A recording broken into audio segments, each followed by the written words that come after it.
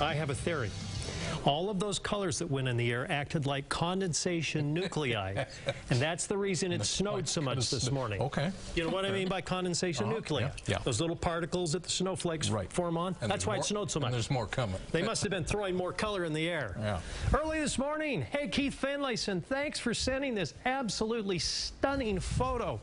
It is looking into the southwest side of the valley, and oh my goodness, the colors and a little bit of low cloudiness and the snow that had fallen. What a beautiful, gorgeous, fabulous, fantastic morning. Keith Finlayson, thanks very much. In the evening, though, we had the time lapse, and the time lapse showing that clouds were rolling in. Look how thick these clouds are. Very, very thick layer of clouds. And that is now beginning to bring in some precipitation.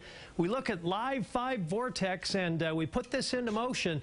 We go out a little bit, then we come in a little bit, and there we have precipitation across southwest Utah. And, yeah, it's moving east-northeast at a rather rapid clip, and as it does, it's the warm front before the cold front.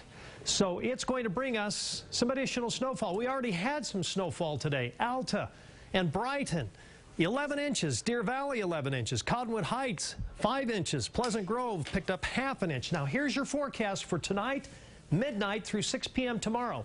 Valleys 1 to 4 inches. And this is going to be a commuter special. Slush on the benches, the east benches. During the day, 4 to 8 inches, 3 to 5 inches Wasatch back, 10 to 20 inches in the northern mountains, and the central mountains, including the Tavaputs and the Wasatch Plateau, 8 to 14 inches. And the reason is this cold front is coming in with a bang, with a punch.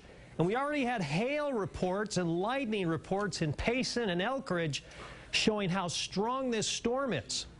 Now, some temperatures from today, most of them in the 40s. How about Deer Valley? 11 inches of snow, 27 for a high. That's winter powder, my friends.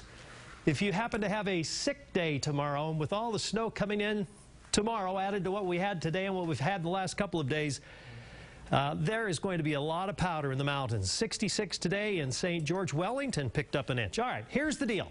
Here's the warm front. That's the reason we had the thunder and the lightning around Elkridge and Payson. Here's the cold front. The cold front will be here at 6 a.m.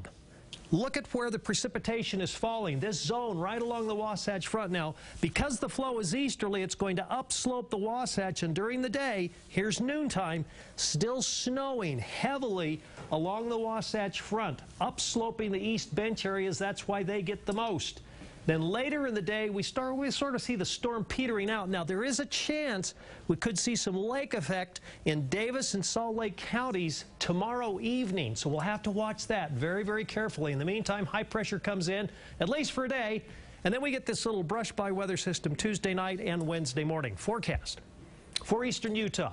We're talking about mostly showers in the mountains, heavy snows in the mountains, very light showers in the valleys, breezy conditions. Most of this stays north of I-70, so we're in the 40s in Beaver, 40s in Richfield, St. George 66, then 70, breezy and 69 on Wednesday, 80 on Friday. Did you hear me? 80 on Friday. The Wasatch Front in the morning, snow. Midday snow, afternoon partial clearing. And then improving. 51 Tuesday, 52 Wednesday, Thursday 58, and then we go from 41, more than 10 below normal, to 66, more than 10 above normal by Friday. But next weekend is conference weekend, so I can guarantee it's going to snow or rain. It's going to be wet. All right. Thank you, Dan. You're welcome. Well, we know what Rod is going to talk about.